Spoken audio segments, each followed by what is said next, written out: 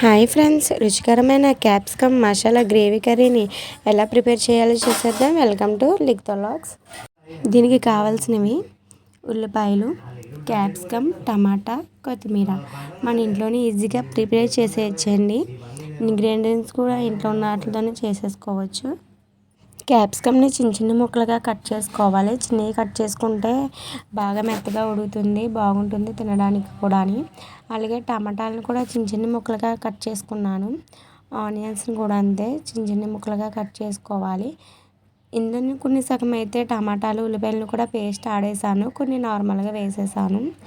So ఇప్పుడు గ్రేవీకి అయితే prepare చేసేద్దాం. దీనికి కావాల్సినవి వేరుశనగుళ్ళు, యాలక్కాయ, లవంగం, చెక్క, అలాగే నువ్వుపప్పు, వెల్లుల్లి రెబ్బలు.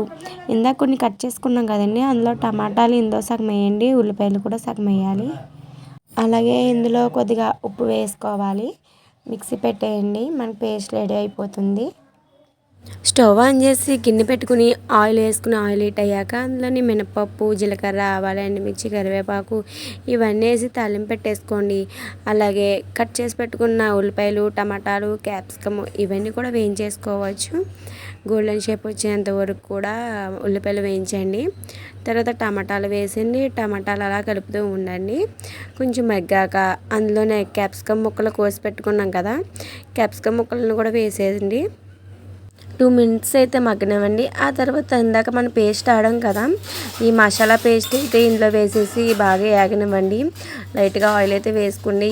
బాగా ఎగితే చాలా స్మెల్ వచ్చి టేస్ట్ కూడా మనకి రుచికరంగా ఉంటుంది. ఉప్పు సరిపోతే ఉప్పు వేసుకోండి. అలాగే పసుపు కూడా యాడ్ చేసుకోవాలి. వాటర్ వేసుకోండి, సిమ్లో పెట్టండి, లేదంటే మాడిపోతుంది. 2 మినిట్స్ కలిపేసి మూత పెట్టండి. నేనైతే కొత్తిమీర గార్నిష్ చేసుకున్నాను. స్మెల్ అయితే అదిరిపోతుంది. మీరు కూడా ట్రై చేసి చూడండి. ఎలా వచ్చిందైతే నాకైతే కామెంట్ చేసి పెట్టండి. మరెన్నో ఇలాంటి వీడియోస్ చూడాలనుకుంటే నా ఛానల్ని అయితే తప్పకుండా సబ్స్క్రైబ్ చేసేయండి. చూడండి, పైన చూపిస్తున్నట్టుగా మనకి కర్రీ అయితే రెడీ అయిపోయింది.